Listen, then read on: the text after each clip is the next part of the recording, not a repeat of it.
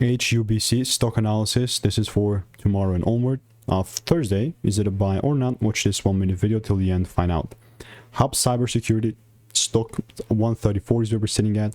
In a decent 20% increase in price today is phenomenal. This is how my chart is ultimately going to look like. So I saw this first break, which is phenomenal.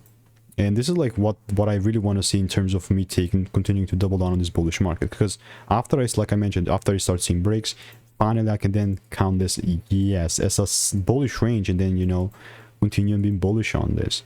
It's not going to be like me just randomly buying here. I mean, again, it really depends what outlook you have, but for me specifically, I want to see like a deeper retracement, and then only if my rules are met, then I'm going to take things up. If not, I literally would not care. So yeah, that's how HUBC looks like for me. This is by no means financial advice. By the way, if you want to make more money trading in a simple and new way, click the first link in the description. It's a free newsletter, and I'll see you in the next one.